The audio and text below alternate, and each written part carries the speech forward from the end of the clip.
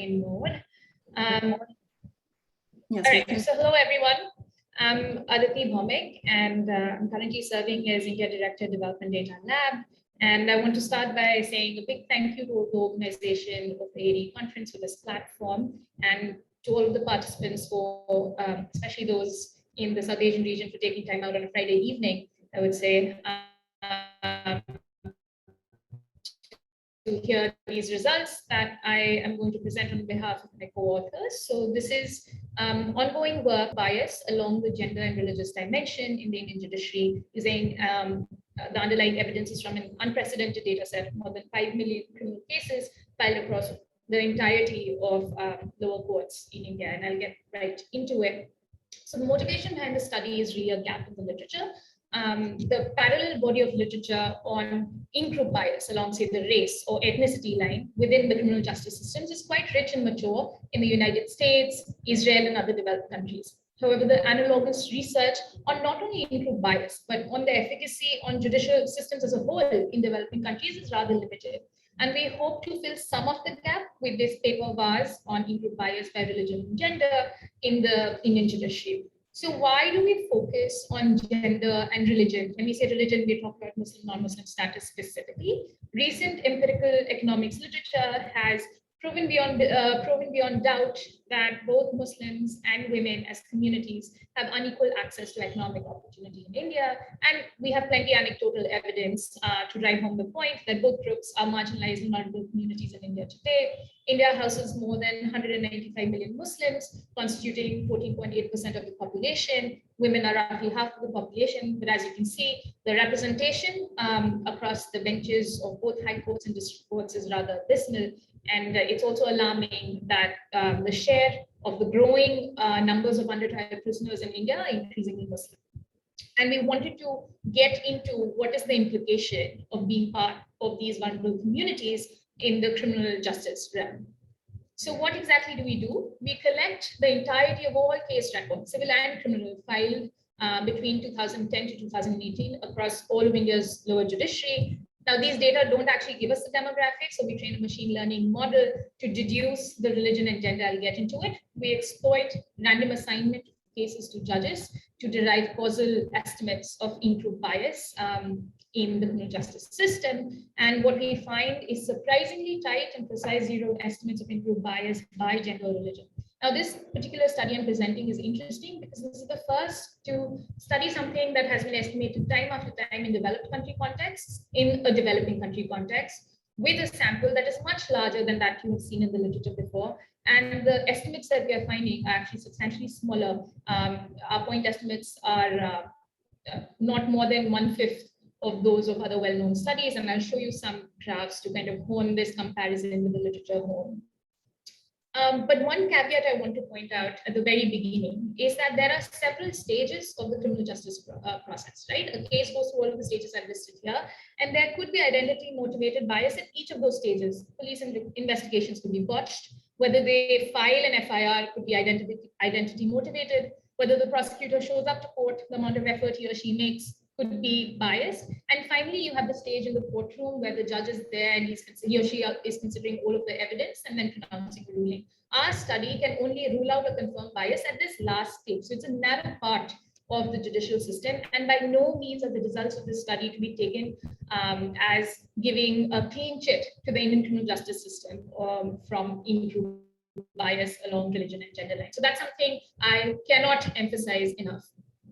All right, so the data source is the Indian ecosystem. It's an online case management system, and I'll walk through the size of it and so on. Though we have 80 million civil and criminal cases that we extracted, the analysis sample only looks at cases filed under the Indian Penal Code and the Code of Criminal Procedure. And after doing a lot of matching, figuring out the demographics and whatnot, we're left with an analysis sample of 5.5 million cases. I'll spend some time on how we get at the demographics. So like I said, we only have names for each case. And so what we've done is we've trained a neural network using massive data sets of names from electoral rolls, as well as names from a candidate database of everyone who sat for a national railway examination.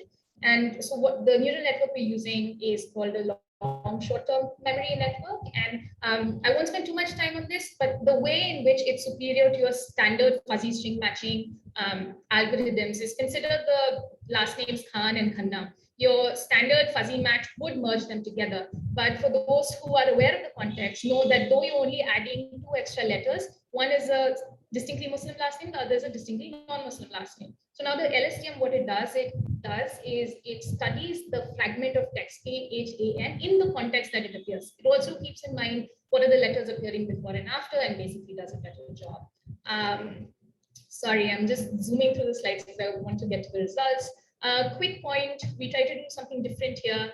We all know how long publishing timelines take, but what we did is we came out with a working paper in January, and immediately we just made the entire underlying data set public, not only the 5.5 million cases that you need to replicate our results, but the entire universe of the 80 million civil and criminal cases to facilitate more research on the judicial system in India, on delay, and if you connect it to some other databases and so on. So that's available. It's open access. It's easily downloadable on the Development Data Lab website. We're in the business, as director, I'll also quickly plug in DDL. We're in the business of transforming the open data landscape in India, and I'm always happy to talk about these open data resources that we have.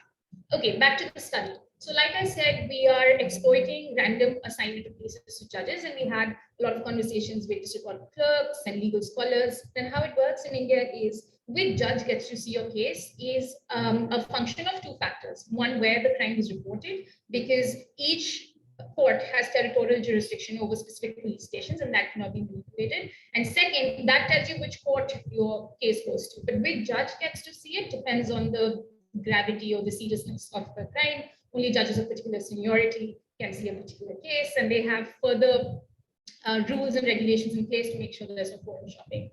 That's what's supposed to happen in practice, and that's what people confirm happens, but we also employ a formal test in the analysis sample, and as you can see, you see no evidence of female defendants being more likely to be assigned to female judges, and Muslim defendants more likely to be assigned to Muslim judges. So that's the formal test of identification assumption that random assignment of defendants to judges holds. Okay, so this is a primary specification. It's a standard difference in difference model. The outcome variable is the trial outcome. We regress it on an indicator for whether the judge is male, indicator for whether the defendant, which is the accused, is male, interaction of the 2 dummy variables. And then we have court interacted with time fixed effects. We try out both month and year, and then we have a bunch of other dependent controls. We also have act and charge fixed effects, and standard errors are obviously clustered at the level of treatment. I'll quickly walk through what exactly these coefficients represent. So beta 1 is giving you the effect of being randomly assigned to a male judge for a female defendant. Beta 1 plus beta 3 is the effect of being randomly assigned to a male judge for a male defendant. And the difference between these 2, beta 3, which is your classic diff estimator, is the causal estimate of in-group bias, and the religion bias equation is the perfect handle over this. Okay, here are the results. I'll walk through column 1 to kind of indicate how to read this table. So our outcome variable is the acquittal rate. This first column, so what you're seeing here is that if a female defendant is randomly assigned to a male judge, she is 0.8 percentage points less likely to get acquitted. If a male defendant is randomly assigned to a male judge, he is 0.6 percentage points less likely to be acquitted. And the difference between 2, right, which gives you the estimate of differential treatment, is right here in this row. And as you can see, it's tiny, it's practically 0, the standard errors are tiny, and nothing is significant. Same thing going on with religion. This third row is what you need to be looking at, and we've tried a whole bunch of effects, controls. We've thrown out all variations, including the judge fixed effects.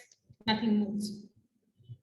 So this is what's happening in the full sample. Pretty stark results. And so we decided to kind of dig deeper and look at specific contexts that we thought would activate bias, because identity is fluid, and in some contexts it will be salient and in some not. So the first thing we look at is contexts where the victim and the defendant identities are different. So in the US context, we thought about like in-group racial bias would probably emerge if the victim and the defendant belong to different races. So that's the reasoning here.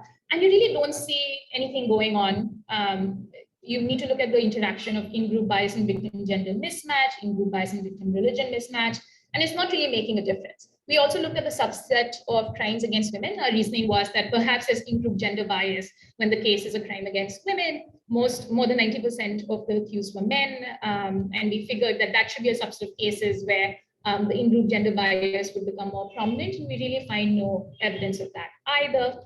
Something else we did is we looked at the in-group religion bias during the month of Ramadan, and the motivation for this strategy comes from a paper by Sultan Mahmood in Pakistan's context, where he does find the judges do behave differently during the month of Ramzan, and we find something similar. You want to see the last row here. You see that in-group religious bias does become more prominent during the months of Ramzan, but the effects are really small compared to what you see in the literature. And I keep saying this again and again, and I'll show you a graph to convince you. So yeah, like I said, overall, we found very little evidence of in-group bias, despite what we would have expected. But throughout, I want you to keep that caveat in mind that this is one aspect of the criminal justice system. That said, I won't water down the result because the exact same specification has been tried out time and time again in other contexts, and they found very different results. Let's see, this is what I was talking about. So if you see the graph, we're listing all the prominent studies that use practically the exact same specification of us, and you'll see that all of the previous ones are mostly concentrated in developed countries. And as the sample size increases, the magnitude of the point estimate actually decreases. So look, your standard errors are obviously correlated with the sample size, but the magnitude of the point estimate is not supposed to. But we find that that is the case in the literature. Is it publication bias? We don't know, but we didn't expect to find such a striking pattern. But it gives you room for pause.